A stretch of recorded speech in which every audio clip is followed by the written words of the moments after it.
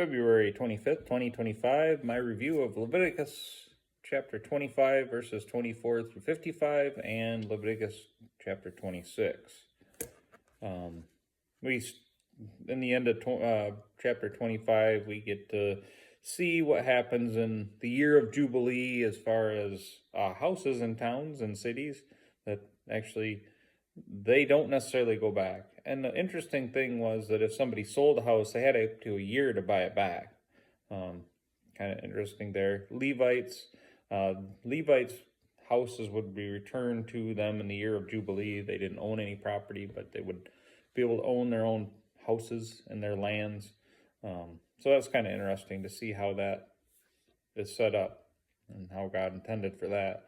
But then in chapter 26, we get the promise for obedience, which is great, that the land will yield and there will be no problems. There will be peace to the Israelites for their obedience, and the land will just be abundant through their obedience to following God.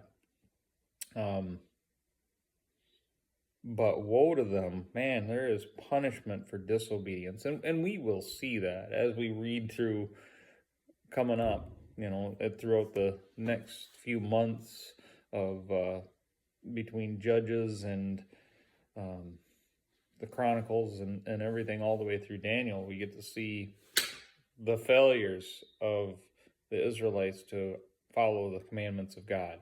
And they seek after idols, false idols, and false gods. And God does punish them. He does exactly what he says he'll do. He'll bring drought. He'll bring disease and wild animals to steal and kill the livestock. And enemies will take them away, and they will be still disobedient. If they turn from their ways, there's blessings in obedience to God. And if we turn away from God, there is punishment. His wrath comes. And that just makes sense, The God of creation, he tells us what we should be doing. And when we don't do it, what do we get? We get the results of that, of not doing it.